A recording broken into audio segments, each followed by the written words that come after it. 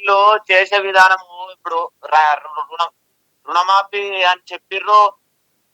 ఒక రైతు బంధు ఇచ్చి సపరేట్ రుణమాఫీ పెట్టకుండా అయిపో.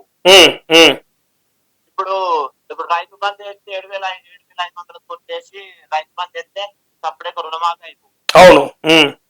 రుణమాఫీ అని పేరు పెట్టి ఇప్పుడు వేసేటోళ్ళకి వేసి ఇప్పుడు వేయనోళ్ళేమో పిచ్చోళ్ళు అవుతారు. అవును అవును.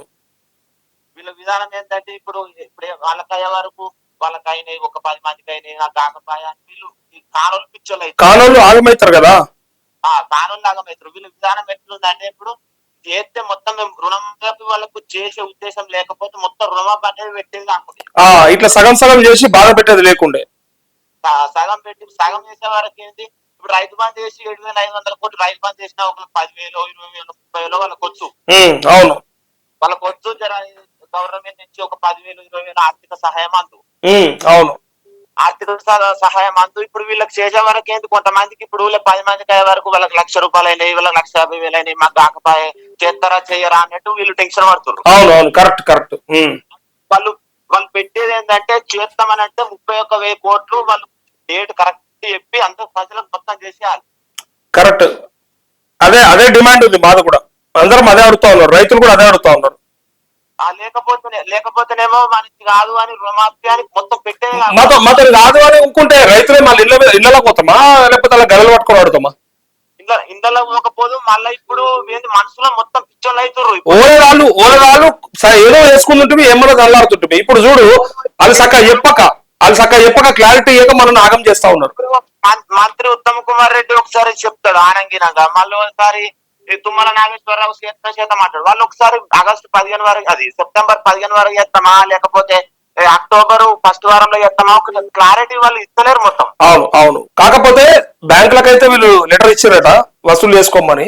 ఇక మేము అదే బాధపడతా ఉన్నాం. వసూలు చేసుకోమని చెప్పడానికి వాళ్ళెవరు వీళ్ళెవరు, తీసుకునేది ఎవడు, అప్పు తీసుకునేవాడు, కట్టేటోడు మనల్ని ఇట్లా మన మీద ఆంక్షలు ఎందుకు అని అడుగుతా ఉన్నా నేను కూడా.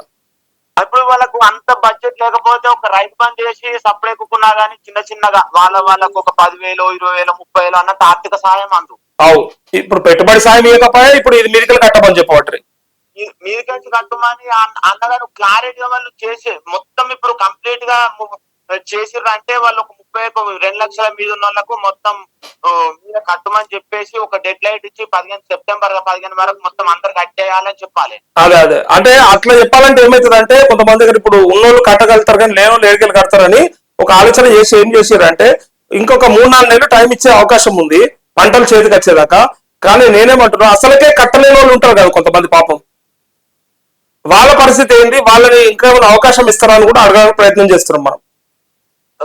కడతారన్న ఇప్పుడు కడతారు కానీ వాళ్ళు ఒకసారి ఎంతైనా బాధని కడతారు. ఇప్పుడు 2 లక్షలైనా 3 లక్షలైనా అది తెలవాలి, అది క్లారిటీ ఇస్తారని నేను ఎక్స్పెక్ట్ చేస్తా ఉన్నా, వెయిట్ చేస్తున్నాం మనం. ఇస్తారు. ఇప్పుడు ఒక్కొక్కరు ఇప్పుడు 5 లక్షలు ఉన్నా వాళ్ళు 3 లక్షలైనా 2 లక్షలైనా చేస్తారన్న ఉద్దేశం వాళ్ళు. వీళ్ళు ఒకటి ఏం చెప్పాలంటే సెప్టెంబర్ 10 తారీఖు వరకు మీరు అందరు కట్టేసుకోవాలి. సెప్టెంబర్ ఇస్తారట, ఆ టైం ఇస్తారట. మీరు నా వార్తలు ఫాలో అవుతుండండి, నేను రెగ్యులర్ గా చెప్తా నీకు.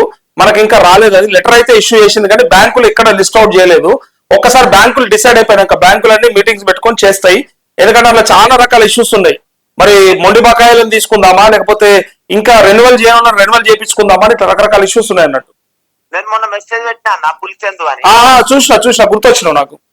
ఒక 53 రూపాయలే ఉన్నాయి. నీకు 53 రూపాయలే ఉన్నాయి, కరెక్టే. ఆయన్న అని పెట్టి ఇట్లా అవునవును చూసిన నేను. అవునవును, అంతకుముందు ఒకసారి ఫోన్ చేసిన. థ్యాంక్ యూ చేద్దాం, మాట్లాడదాం అప్పుడప్పుడు. Thank you.